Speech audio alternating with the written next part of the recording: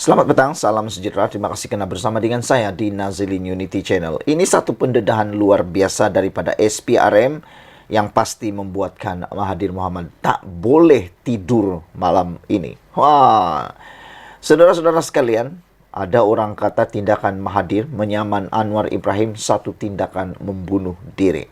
Satu tindakan menjerat leher sendiri, satu tindakan yang membawa beliau kepada kluster mahkamah dengan sendirinya.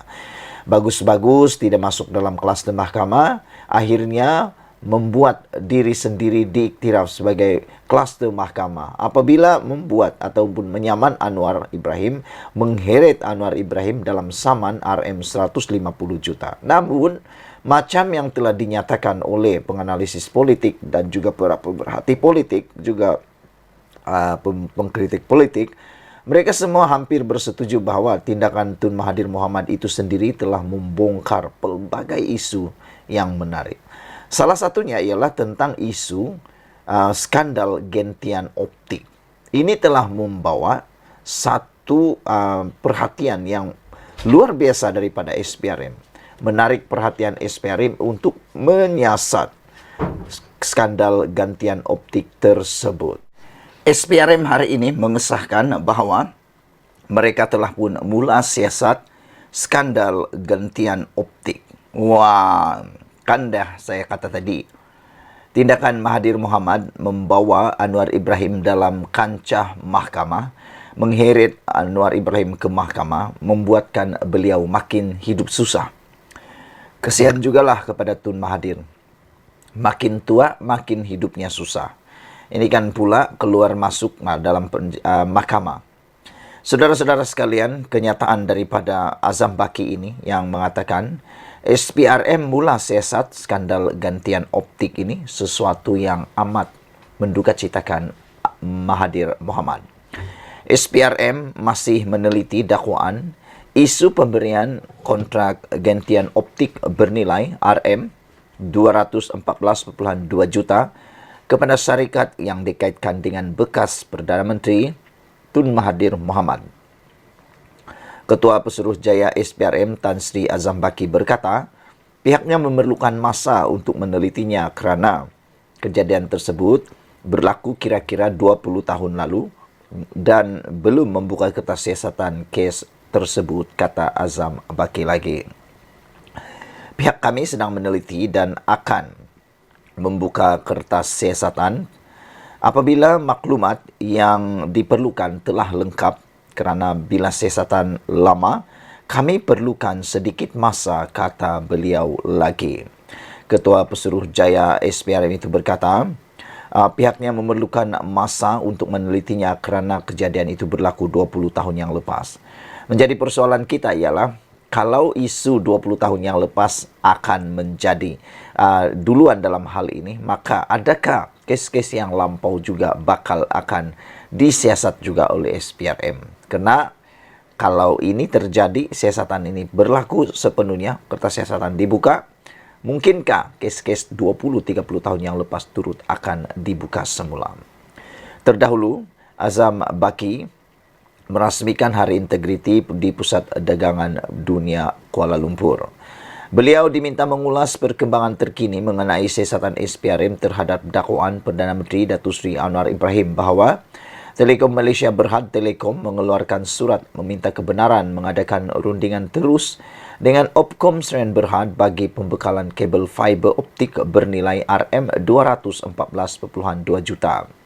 Surat berkenaan dikeluarkan kepada Kementerian Kewangan pada 15 September 2003, yang mana Perdana Menteri pada ketika itu dan Menteri Kewangan ketika itu juga adalah Dr. Mahathir Mohamad.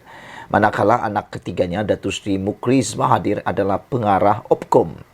Mengulas lanjut mengenai siasatan skandal itu, Azam Baki berkata, SPRM menjalankan siasatan berkenaan secara telus, tanpa berat sebelah terhadap mana-mana individu atau pihak tertentu. Kita melihat perkara ini dengan telus. Kita tidak akan melihat perkara ini terhadap sesiapa yang terbabit, kata Azam Baki lagi. Saudara-saudara sekalian, apakah anda juga sependapat dengan kami bahawa tindakan Mahathir Mohamad menyusahkan diri sendiri? Bukan menyusahkan orang, tetapi menyusahkan diri sendiri. Kalaulah dia tidak sama Anwar Ibrahim, saya yakin skandal gentian optik ini tidak akan diketahui, tidak akan pernah didedahkan.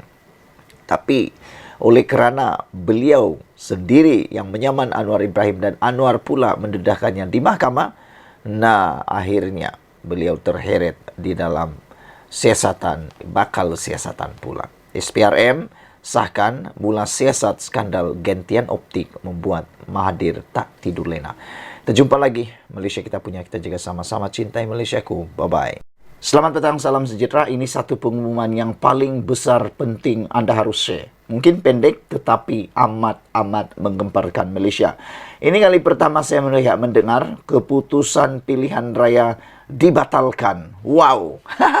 Ahli Parlimen di Kuala Terengganu yang diwakili oleh PAS, kemenangannya dibatalkan oleh mahkamah hari ini. Wah, ini pasti memberikan satu tamparan yang besar kepada PAS, juga Perikatan Nasional. Apa puncanya dibatalkan? Ikuti terus ulasan ini. Saudara-saudara sekalian, sila tinggalkan komen Anda tentang isu pada kali ini. Adakah memang wujud isu seperti salah laku pilihan raya yang pernah Anda tahu, sehingga kan boleh dibatalkan keputusan kemenangan pilihan raya? Yang ini benar-benar mengejutkan kita. Bagaimana dengan kes yang seterusnya? Mahkamah sah membatalkan kemenangan PAS di Kuala Terengganu.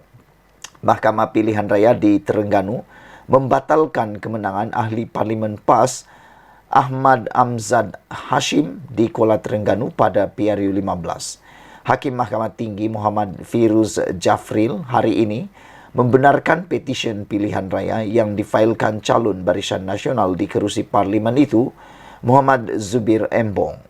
Peguam Amzad Yusuf mengesahkan keputusan itu ketika dihubungi hari ini. Keputusan pilihan raya bagi Kuala Terengganu diisytiharkan mahkamah sebagai tidak sah dan diketepikan, katanya.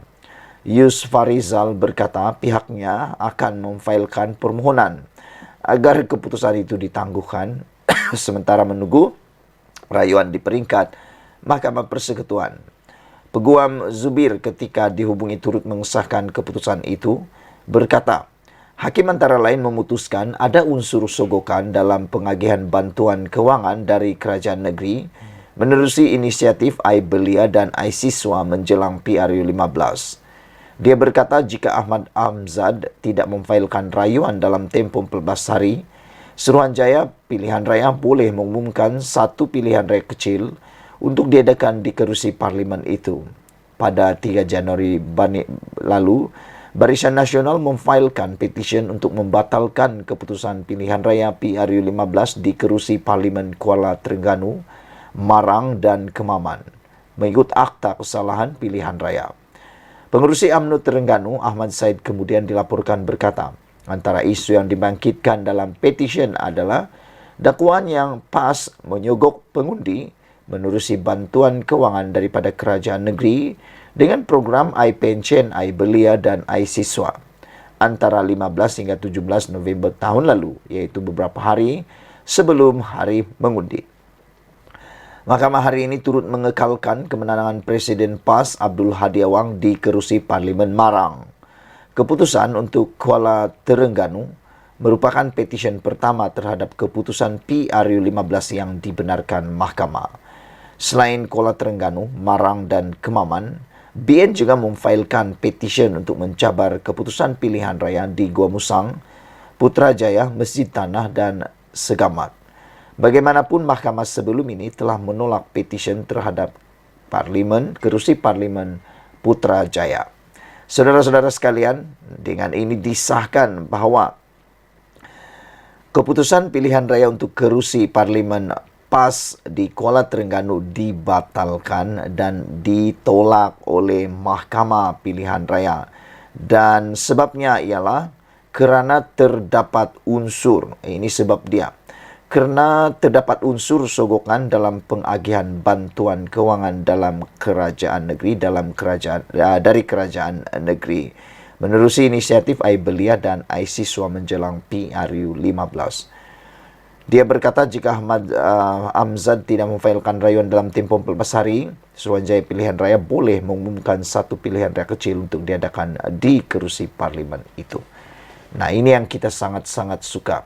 Mana-mana parlimen, kawasan parlimen yang ada unsur-unsur sogokan, rasuah, dan sebagainya, patutlah untuk diketengahkan di mahkamah. Supaya pertandingan yang lebih adil, kemenangan yang lebih adil dapat diperolehi. Sekian dulu untuk kali ini. Jangan lupa ikuti terus ulasan selepas ini. Tekan butang subscribe. Kita jumpa lagi. Bye-bye.